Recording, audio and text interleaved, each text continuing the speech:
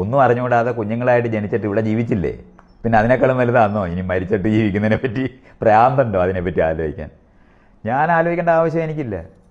കാരണം മരിച്ചിട്ടുള്ളിടത്ത് വെച്ചിട്ട് ഞാൻ നേരിട്ടോളാം വരുന്നതിനെ.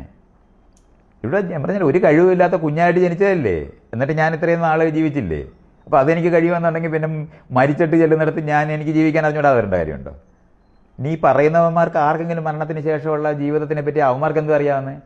പണ്ടുള്ള മണ്ടന്മാർ എഴുതി വെച്ചിരിക്കുന്ന പുസ്തകം വായിച്ചിട്ട് പറയുന്ന വരികളല്ല. അത് തന്നെയാണ് ഇപ്പോൾ നമ്മൾ ഈ പുനർജന്മം അല്ലെങ്കിൽ മരണാന്തരം സ്വർഗം ലഭിക്കും അല്ലെങ്കിൽ നരകം ലഭിക്കും എന്നൊക്കെ നമുക്ക് ഈ പുരാണ കഥകൾ കേട്ടും അത് മതഗ്രന്ഥങ്ങളിലൂടെയൊക്കെയാണ് നമുക്കറിയാവുന്നത്.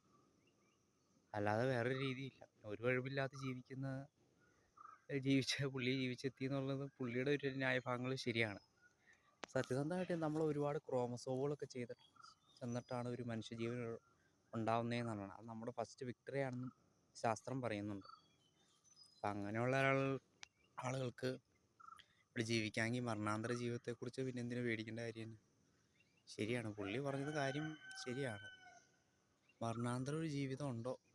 അതിപ്പോഴും ഒരു ചർച്ചയായിട്ടുള്ള കാര്യമാണ്. ശാസ്ത്ര ലോകവും യുക്തിവാദികളും മതവാദികളൊക്കെ എപ്പോഴും തർക്കിച്ചുകൊണ്ടിരിക്കുന്ന വിഷയം തന്നെയാണ്. പക്ഷേ എങ്ങനെയൊക്കെയുള്ള മരണാന്തരം ഉള്ള ജീവിതം ഉണ്ടോ അതിനെക്കുറിച്ച് ചിന്തിക്കാതെ ഇപ്പോഴത്തെ ലൈഫ് ഒരു പ്രശ്നമില്ലാതെ അടിച്ചു പൊളിച്ച് ജീവിക്കുക.